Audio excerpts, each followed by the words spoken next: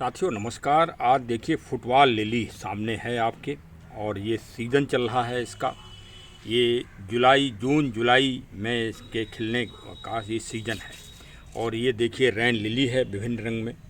ये देखिए, ये सिर्फ बारिश की बूंद का इंतज़ार करते हैं। हाँ, ये प्रकृति के सूचक हैं कि बारिश आ गई, रैन चालू हो गई। ये इस बात के प्रतीक हैं। अभी 10 दिन पहले आप कह नहीं सकते थे कि इसमें कोई रैन मतलब फुटबॉल लिली का कंद इस मिट्टी में है।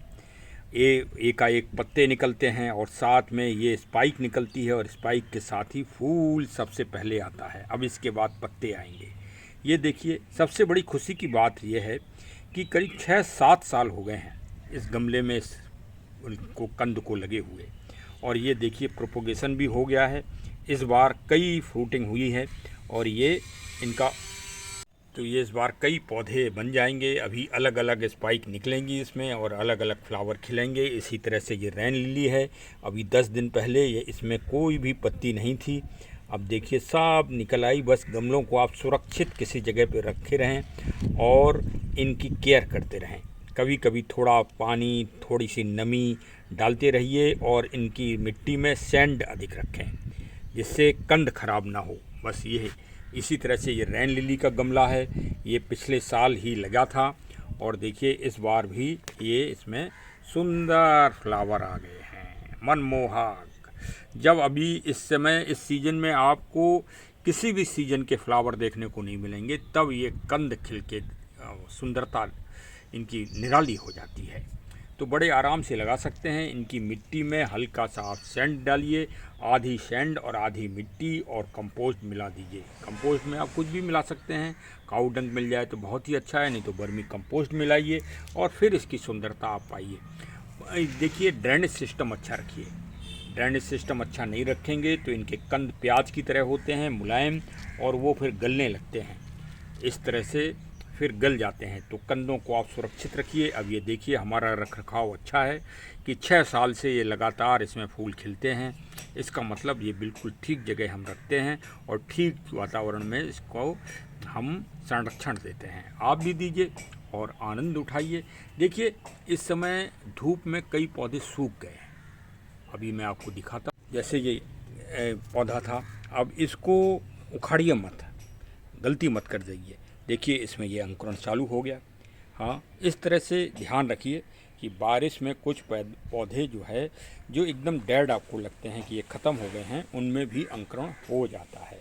ये देखिए मनोकामनी खिल रही है, और मनोकामनी भाई मन को लुभाने वाली, इसकी खुशबू बड़ी भीनी भीनी होती है, बहुत दूर तक जाती है, और ये भी बारिश का ही इंतज़ार करती है। बारिश में कुछ अलग पौधे हैं। ये देखिए, ये हमारा मतलब रबड़ प्लांट है, वेलीगेटेड।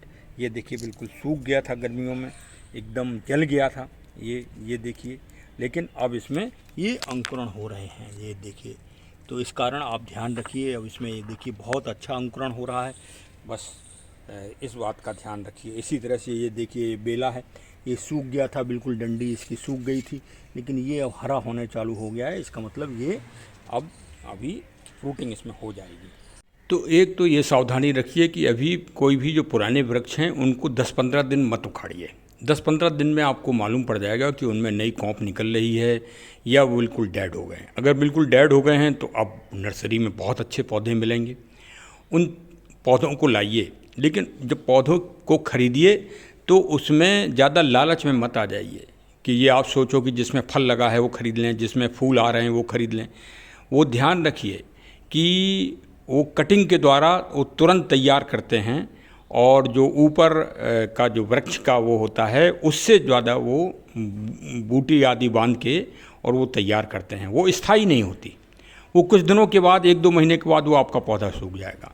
हमेशा वो पौधा लीजिए जिसका तना पुराना हो, मिट्टी पुरानी जमी हो पौधे में, और उसमें जड़ों की फ्रूटिंग हो रही हो, जड़ों की।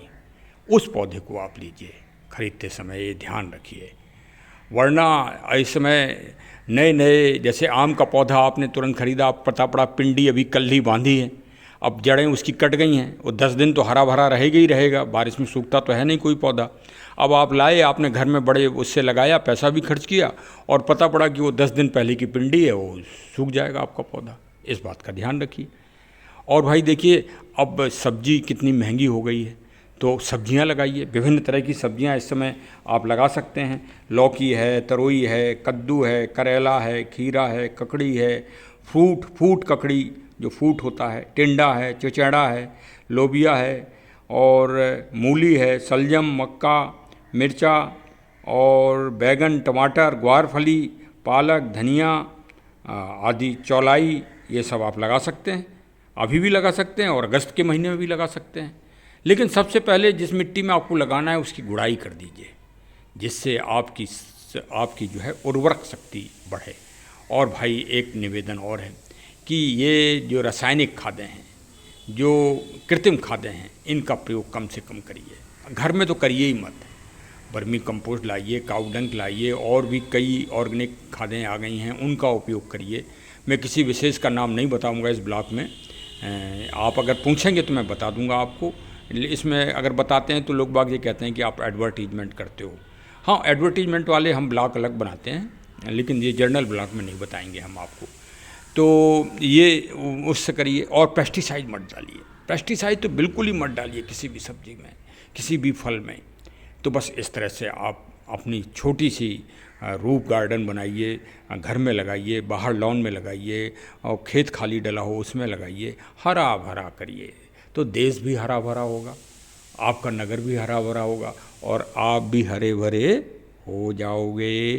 क्योंकि महंगी सब्जी अगर 10 लौकी आपके घर में लग गई तो आप ये समझिए कि कम से कम 1000 रुपये आपने बचा लिया। ये गणित है। अर्थशास्त्र भी सीखिए। हाँ, अर्थशास्त्र को जानना बहुत ज़रूरी है। लेकिन मेहनत करोगे तभी अर्थ बचेगा। तो भाई लगा लीजिए, 2 ही बीज लाइए लौकी के, वही लगा लीजिए। तरोई के बीज लगा लीजिए, करेला के बीज लगा लीजिए। तो चलिए, आज का ब्लॉग इतना बहुत है, और बस जुड़े रहिए। और भाई जगन्नाथ जी से प्रेरणा लीजिए। प्रकृति पर्यावरण के संरक्षण, क्लाइमेट उसका परिवर्तन का जो दंश आ रहा है, और जगत के नाथ हैं वो, जगत के नहीं, वो प्रकृति के नाथ हैं, जगन्नाथ हैं। जय जगन्नाथ महाराज जी की। देखिए, ज्येष्ठ मास पूर्णमासी को ही वो बीमार होते हैं, और तभी से आयुर्वेद चालू हो जाता है उनके इलाज में। मतलब जड़ी बूटियाँ, तो जड़ी बूटियाँ बरसात में बहुत ज़्यादा मिलती हैं। ये भी बात आप नोट कर लो। बरसात उनका सबसे रिचेस्ट सीजन है। आयुर्वेद अपनाइए। हाँ, और भाई चलिए, जग के नाथ को भी पूजिए, क्योंकि वो प्रकृति के देवता हैं। प्रकृति के संरक्षण का ज्ञान देते हैं, अनमोल ज्ञान, अलौकिक ज्ञान, अद्वितीय ज्ञान, अकल्पनीय ज्ञान। चलिए, बहुत बहुत धन्यवाद। जय हिंद, जय हिंद, जय हिंद।